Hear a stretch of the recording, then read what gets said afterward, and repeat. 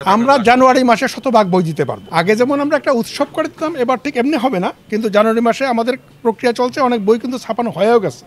আমরা জানুয়ারি মাসে আমাদের প্রাথমিকের সব বই দিতে পারবো। প্রাথমিকে খুব পরিবর্তন করার মতো কিছু ছিল না, ফলে আমরা তৃতীয়, চতুর্থ, পঞ্চম শ্রেণীর বইয়ে কিছু পরিবর্তন এনেছি, সেটা আপনারা দেখতে পাবেন।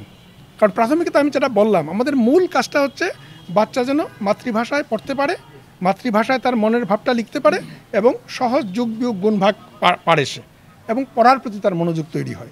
এটাই প্রাথমিকের লক্ষ্য। আমি যদি এটুকু করতে পারি, তাহলে একটা বাচ্চা ভবিষ্যতে সব কিছুই করতে পারবে, তার এই ক্ষমতাটাকে অর্জন করতে পারলে। এখন আমাদের পাঠ্যপুস্তকগুলোতে আমাদের যে ছাত্র এবং জনতার যে অভ্যুত্থান ঘটে গেল, এটার প্রতিফলন থাকবে, বিভিন্নভাবে থাকবে, গল্পের আকারে, বিভিন্ন ছবির আকারে, বিভিন্নভাবে থাকবে এটার প্রতিফলন আমাদের বইগুলোতে থাকবে। আমাদের প্রাইমারি স্কুল সম্বন্ধে এক কথা বলা যায় না।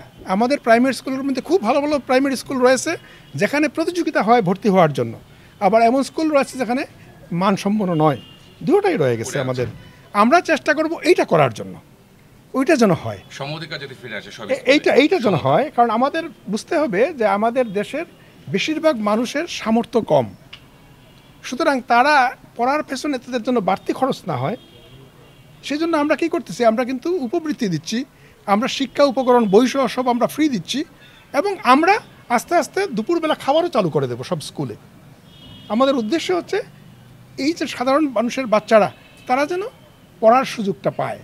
এখন কারো যদি আগ্রহ থাকে আমি অমুকখানে পড়াবো তমুকখানে পড়াবো, সেটা তার অভিরুচি, সে করতে পারে, কিন্তু আমাদের লক্ষ্য আমাদের প্রাইমারি স্কুলের শিক্ষার মান উন্নত করা। স্যার একটা বিষয় একটু যে সংক্ষেপে যদি বলেন, যে আমাদের উত্তরাঞ্চলে অনেক যোগাযোগ বিচ্ছিন্ন এলাকা আছে, রিমোট এলাকা আছে, সেই সব স্কুলগুলোতে শতভাগ উপস্থিতি যেমন হয় না, তেমন অপুষ্টিতে ভোগে শিক্ষার্থীরা, সেই বিষয়ে আলাদা করে নজর দেবেন কিনা? হ্যাঁ, অবশ্যই। আমরা যখন সিলেক্ট করছি, প্রথমে আমরা 150টা উপজেলা সিলেক্ট করছি, এর সবগুলো স্কুল 150টা উপজেলার, সেইখানে আমরা টার্গেট করেছি যে অঞ্চলগুলো তুলনামূলকভাবে দরিদ্র অঞ্চল, সেগুলো আমরা টার্গেট করেছি। ক্রমান্বয়ে সব অঞ্চলই হবে, কিন্তু প্রথমে টার্গেট আমাদের হচ্ছে এই দরিদ্র অঞ্চলগুলো, সেটা আমাদের টার্গেটে আছে। স্যার আরও একটা প্রশ্ন, যে আমরা বেশ কিছু প্রাইমারিতে গিয়েছি, তাদের টিচারের বাচ্চারা সেই স্কুলে পড়ে না, কিন্ডার গার্ডেনে পড়ে। তাদের বাচ্চাগুলোকে ওই যে টিচার যে স্কুলে টিচারই করে, এখানে বাধ্যতামূলক কোনো সিদ্ধান্ত আপনাদের আছে কিনা? এই যে কথাটা বলেছেন, খুব একটা ভালো কথা বলেছেন। অবশ্যই আমরা এই ধরনের ডিরেকশন দেবো, কারণ আপনার নিজের বাচ্চাকে যদি না পড়ান, তাহলে আপনি অন্য বাচ্চাকে কী পড়াবেন, সেটা অবশ্যই আমাদের বিষয়ে থাকবে। আচ্ছা, ধন্যবাদ।